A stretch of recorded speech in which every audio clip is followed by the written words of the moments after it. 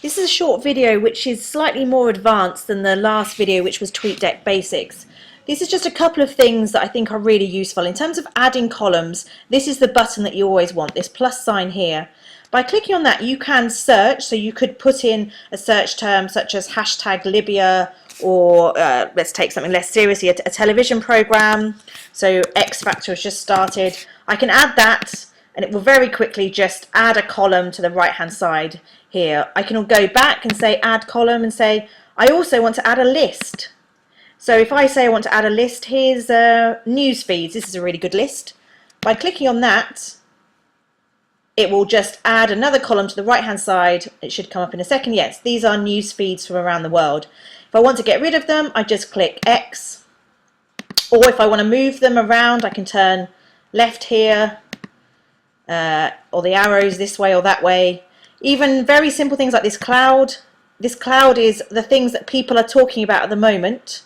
So cheat sheet, not quite sure what that is. Let's try another word cloud here. These are the core, okay, these are the core people I follow. These are the main things people are talking about at the moment within my list. So this is the hashtag for the Edinburgh Festival, Hurricane Irene. So it's all very self-explanatory. So this plus sign is worth having a play around with when you want to add columns. And this core, you can add other columns here. Twit scoop, that was the thing I showed you that was the word cloud. So yeah, it's all there. And you can also add accounts. So you could add a column for your Facebook or LinkedIn. So it's worth, again, having a look at that. The other button that you're going to want to get to know is this spanner here. So if I click on the spanner, things that are really worth being aware of are notifications. Automatically, when you start using Tweetdeck, you'll start to get these things in the right-hand corner.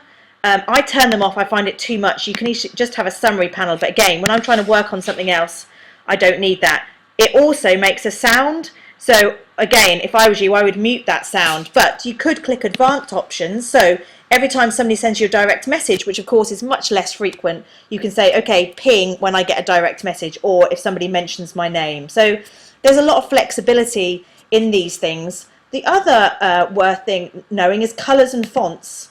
Firstly, if you're interested in the Arabic script or different types of languages, click international font, because if you don't click that, you won't see different types of language text.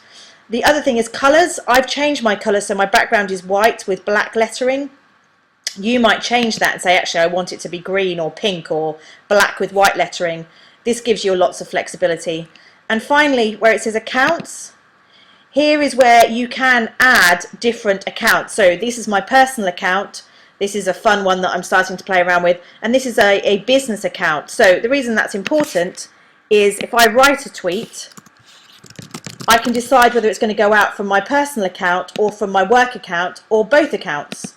So it just gives you lots of flexibility, particularly if you want to include Facebook or LinkedIn or different accounts there. So if you listen to the basic video and the advanced video and just have a play, 20 minutes play, hopefully you'll start to realize that Tweetdeck is a very powerful application.